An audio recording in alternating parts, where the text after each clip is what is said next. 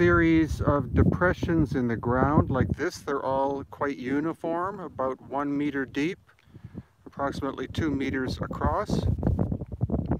And there are 5,000 to 6,000 of them, and they snake their way up that hill almost all the way to the top of the mountain.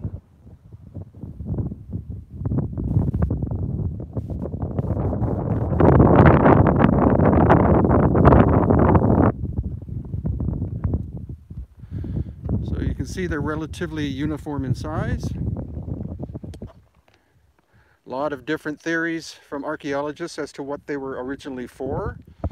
Some archaeologists believe that they were for burials, but there are no bones in this area. There's a cemetery farther down the mountain, which I filmed earlier.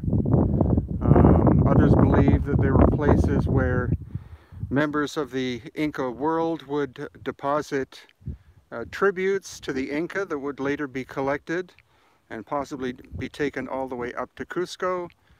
But the curious thing is that it's called the Serpent Mountain. And so the theory by my friend, amateur archaeologist Juan Navarro, was that actually this was a giant geoglyph. It's not too far away from the famous Nazca Lines, so he believes that actually each one of these had a plant that was planted in it, or some kind of vegetation, and then there would be, of course, a team who would have to water the plants, and then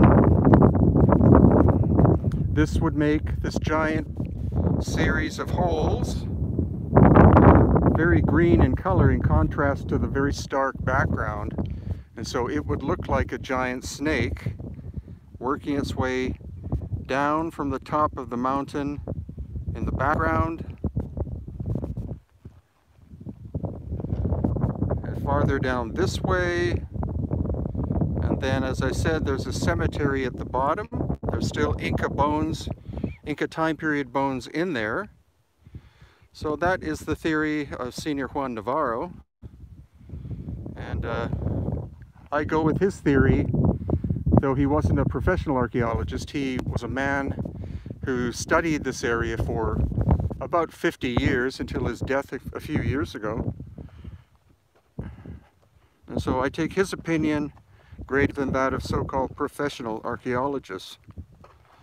So I'm attempting to film with the quadcopter here so that you can get a better indication of what's going on. But a series of 5,000 to 6,000 holes in the ground here, going from the farmland down there, sorry about the wind, all the way up these hills and up to very close to the top of the mountain in the background.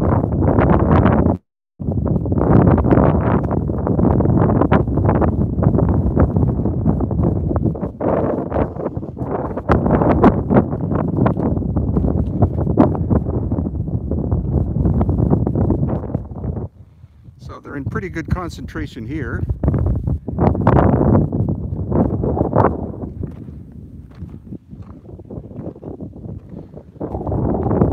You can see this area gets basically no rainfall whatsoever.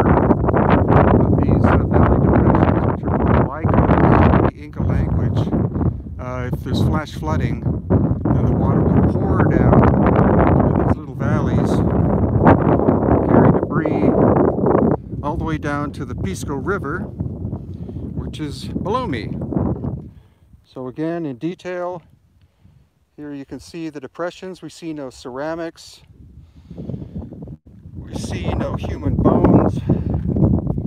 So the idea that it was a complex cemetery is highly unlikely. And then going to the edge, this is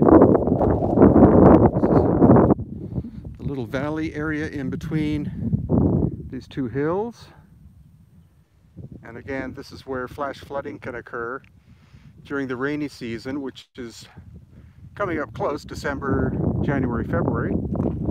But you can see the holes just keep going and going and going. Then they actually cross over this area and go and go and go.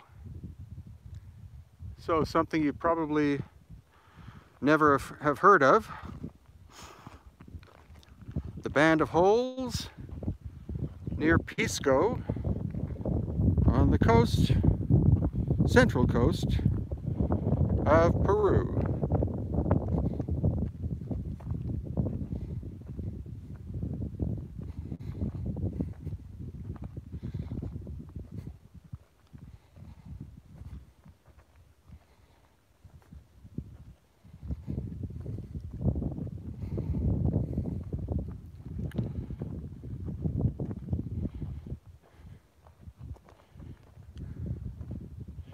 And you heard me right, 5,000 to 6,000 of them. Some say they date from the Inca time period, but Senior Juan Navarro believed they came from the Paracas period. So the Inca disappeared more or less about 500 years ago. The Paracas with the elongated skulls, they disappeared about 2,000 years ago. They were overtaken by what we now call the Nazca culture.